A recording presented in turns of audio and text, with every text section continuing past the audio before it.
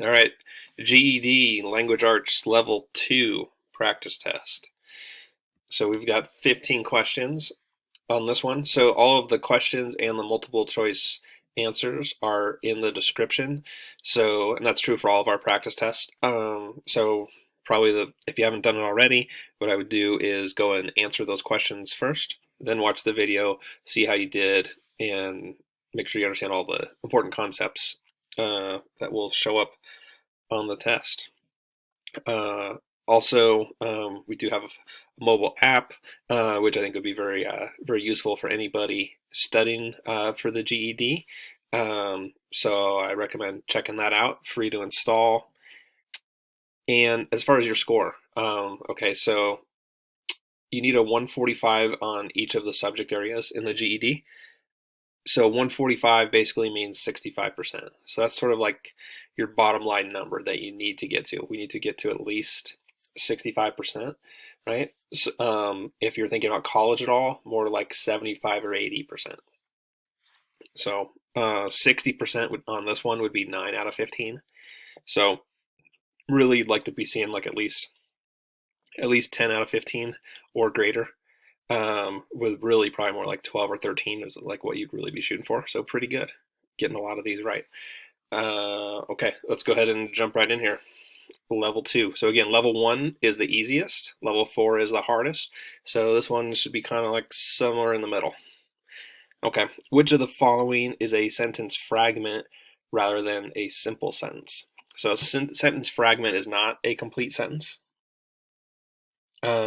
And just remembering, so a sentence requires a subject and a verb. Okay, our answer choices when we got to the theater. Let me get my pen ready. When we got to the theater, okay, so that's not a complete sentence. That's a fragment. Let's see, let's make sure we don't have some other confusing answer where we think we have two fragments. We ate all the popcorn. That's a complete sentence, right? We got a subject and a verb. That movie was terrible. Sometimes people see like really short sentences, like only like 3 or 4 words, and they think that one is the fragment. It's not necessarily which one's shorter. It's all about subject and verb. I don't remember where we parked. So B, C, and D are all simple sentences. But answer A, when we got to the theater, is a sentence fragment. So that's the answer for the first one. Moving on. Either be on time or pay the consequences.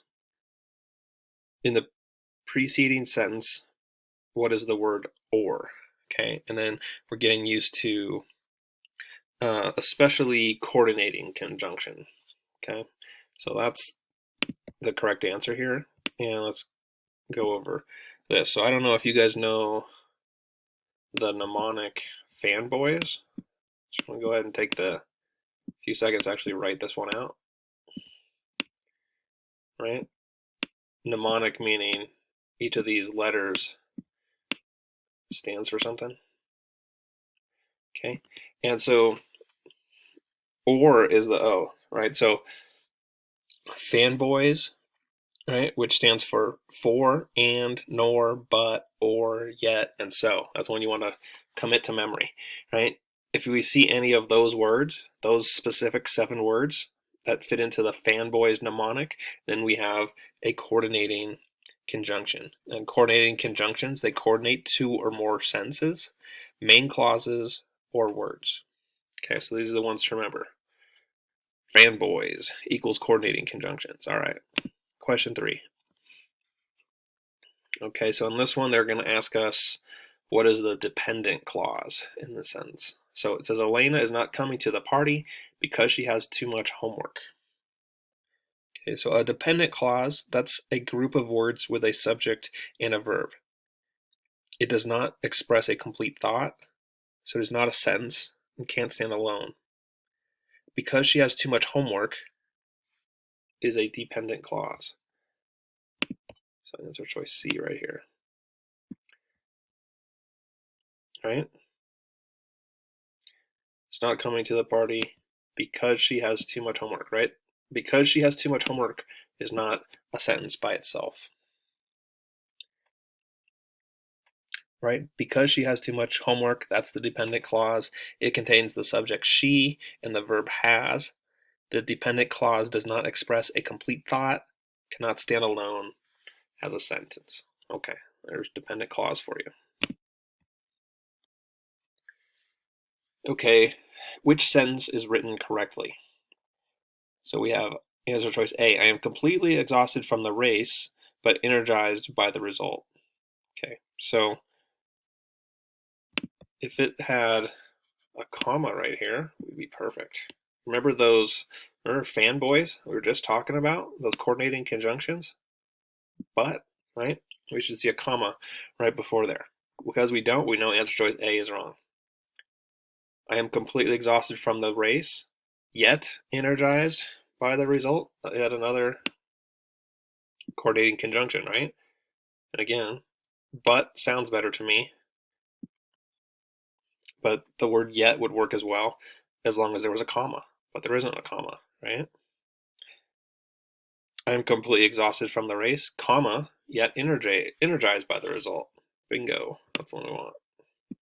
What does the answer D say? I am completely exhausted from the race, comma, or energized by the result, right? Or it is a fanboy's coordinating conjunction, right? All of these are. It does have the comma, but or should reference a different idea, right? It's not that these ideas are connected. I'm exhausted from the race, but energized or yet energized by the result, or does not work as well. We'll go with answer choice C. On to question 5 here. Which of the following is not a way to correct a run-on sentence? Okay, so 3 of these are ways to correct a run-on sentence. Break it into 2 sentences. Yes, that is the most common and probably like the easiest to remember way to go about run-on sentences is if you can break it into 2 sentences, you probably have a run-on sentence. If strung together with the word and, make it a compound sentence. Okay, that also works. Answer choice B looks, it's a correct way to correct a run-on sentence, but it's not the answer we're looking for. Make it a complex sentence would be fine. Add a coordinating conjunction after the comma. No, that is not how we correct a run-on sentence. So answer choice D is the one we want. And, right, so it's not just coincidence that so 3 questions in a row here practically, I think. It's had some coordinating conjunction type stuff. It shows up a lot, right? It's a big part of writing. There's my arrow. Okay. Which of the following is not a qualification for a good topic sentence? Okay. So let's look at our answer choices here. It states the paragraph subject. All right. So that is something that a topic sentence does. The topic sentence is more general than the supporting sentences. The topic sentence, and that is also true, right? So sometimes people think topic sentence is supposed to be really specific. The topic sentence is general, and the supporting sentences are the ones that are more detailed and specific. The topic sentence is always the first sentence in the paragraph. No, so we're going to go with C. We'll look at D here in a second also. And when you see in any answer choices, always, right? There are very few, like, that's just kind of like, that should be a clue that, like, usually when that gets thrown in standardized tests, you see the word always, like, there's a good chance. There's very few things that are always. The topic sentence provides unity to a paragraph. That's also true. Okay, so the one that is not a qualification is that the topic sentence does not, it often is the first sentence, okay? So don't think like I'm saying that it never is. But it could be the last sentence in the paragraph, right? The topic sentence really, its points are that it states the subject's paragraph. It's more general than the supporting sentences, provides unity to the paragraph. Okay. Order of sentences. Okay, so we have 4 sentences, and then they just want us to say, put these in the right chronological order. Okay, so let's go through these. First sentence is, See, a lot of times with these, you can just look at the first two words of the sentence and they'll tell you, right? On Christmas, so that's December 25th. Over Thanksgiving, okay? So we know Thanksgiving is before Christmas. So already we know that 2 is going to be before 1. On Christmas Eve, okay? And so Christmas Eve is after Thanksgiving, but before Christmas. New Year's Eve. That's going to be the last one, right? So the the first one is sentence 2. That's the chronologically, that's the earliest one, right? Next is Christmas Eve. That was 3. Next is actually Christmas. That's 1. Last, New Year's Eve, 4. Because New Year's Eve is after Christmas. Okay, 2, 3, 1, 4. Answer choice B. No problem, right? All right, question 8. Okay, so another where we have 4 different sentences. This one wants to know which sentence is irrelevant to the paragraph. Okay, so let's go through these. A storyline is comprised of main plot, a sequence of events involving primary characters. Okay, there are also subplots in which minor characters carry out their roles. Okay, so sentence 2 seems to relate to sentence 1. The situations of the main and minor supporting characters intertwine, thereby creating a realistic plot where people's lives interact just as they would in real life. Okay, still, all 3 sentences seem to connect. They would make sense if they just showed up one by one in a paragraph. Sentence 4, for example, Joe Pesci played one of the main characters in the movie My Cousin Vinny. Okay, so that one doesn't quite connect. Certainly, it connects worse than the other 3 do, which connect quite well. Joe Pesci is one of the main characters in My Cousin Vinny, the movie. If the author had elaborated, perhaps, and said how Pesci's role intertwined with the plot, subplot, or with other minor characters, then it would have related to the main idea. Okay, but on its own, it really doesn't, and so the correct answer here is answer choice D, sentence 4. Okay, which of the following is a good supporting sentence? Okay, and so trying to remember, like topic sentences are more general, supporting sentences should be more detailed, right? And by detailed, we mean it should provide examples or facts or details for the topic sentence. Okay, so answer choice A, in 2015, the US placed 11th out of 48 countries in terms of elementary school math test scores. Okay, so that would be some details and facts to talking about the state of US education, especially in math. Okay, so one looks pretty good to me. In my opinion, no. Okay, so when you see in my opinion, you don't have to read the rest of the sentence, right? It's not a good supporting sentence when you say in my opinion. Okay, so what, in my opinion, the United States should invest more in elementary school education. So regardless of anything else, no. It's not detailed enough. The US is falling behind most industrialized nations in terms of our math and science scores. Again, not nearly as good.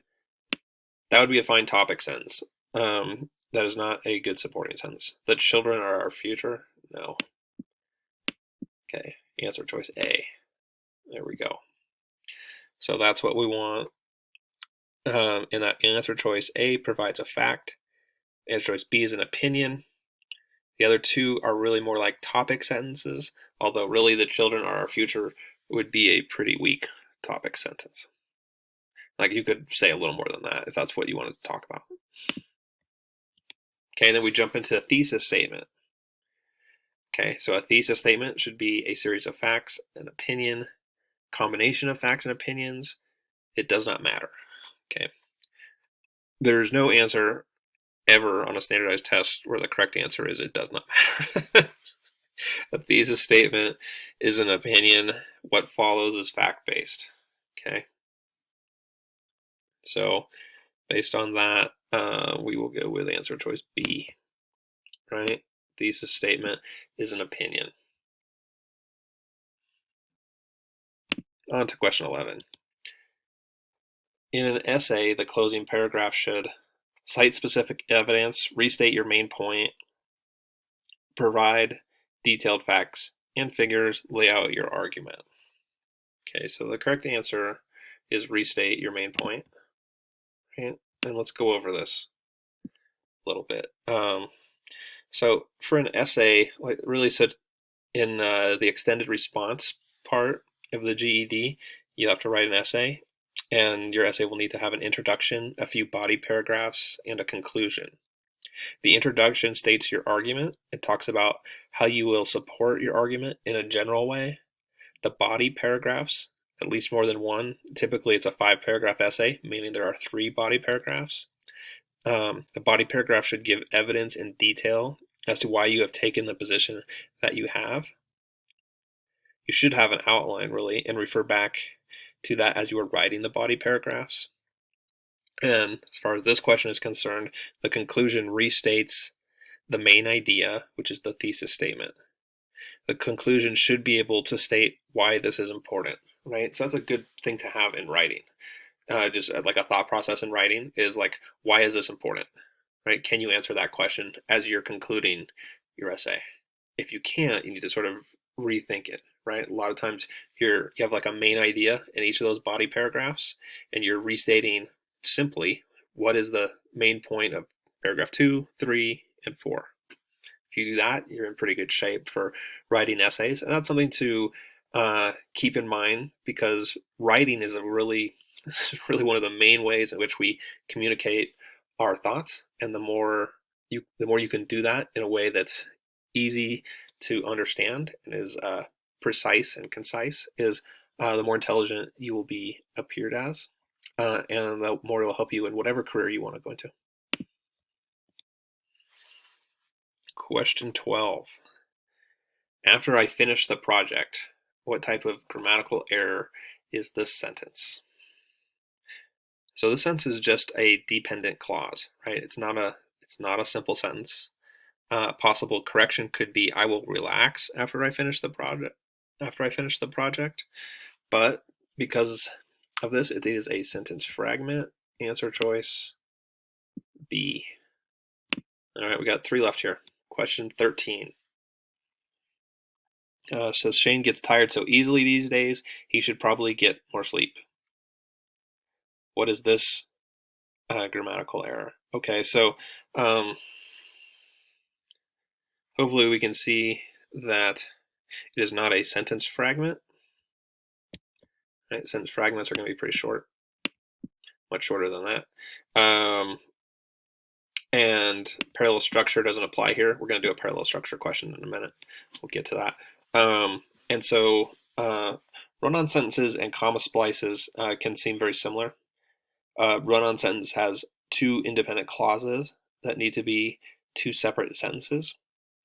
But a comma splice has 2 independent clauses that are separated only by a comma when they need to be 2 separate sentences, right? So we can see here, we have that comma right here, right?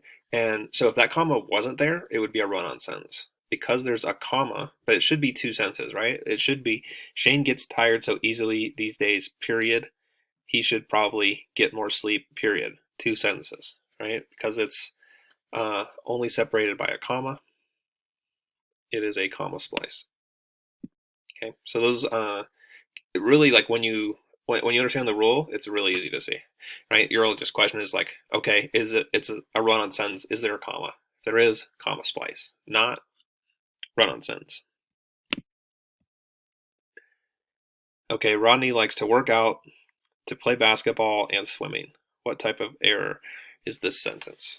Okay, so this is a parallel structure issue. Okay, and what that means is, right, we have to work out, to play basketball. So those 2 sentences have parallel structure, but then the third one just says and swimming, right? And especially because it has that ing at the end, that is not the same type of structure as the other 2 have, right? So it says to work out, to play basketball, and swimming, right? So it could say, if you wanted parallel structure, if it said to work out, to play basketball, and to swim, okay, That would be parallel because it has that word to and not the ing. If you wanted to keep the ing in swimming, it could say working out, playing basketball, and swimming. That would be also parallel structure. But in this form, it does not have parallel structure. And that's something we need when we write.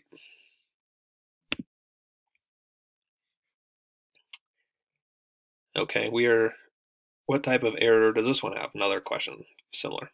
We are sick and tired of waiting for you. We will meet you at the restaurant. Okay, so remember 2 questions ago we were talking about run-on versus comma splice. Like again, we should be able to eliminate sentence fragment right off the bat. It's nothing to do with parallel structure, right? But now we're looking at comma splice or run-on. Okay, so it's going to be a run-on. Was for the answer. We are sick and tired of waiting to see you. So if there was a comma right here, we will meet you, and then we will meet you at the restaurant. That would be a comma splice. Right? Because there's no comma, this should be 2 sentences. We are sick and tired of waiting for you, period. We will meet you at the restaurant, period. Right? This should be 2 sentences. So that's how you go about thinking about those. There we had an example of a comma splice, an example of a run-on sentence. They're in the same category. We're just looking to see if there's a comma there or not. And that's how we do those. Okay, so that gets us to the end of practice test for level 2 language arts.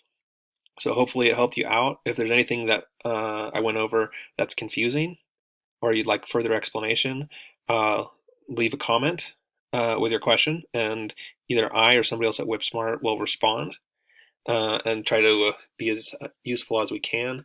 Also, the other videos that we link at the bottom of the description after the 15 questions has videos that go into more examples, right, that are more specific. And so that also might be a useful resource for you, as well as, of course, the mobile app.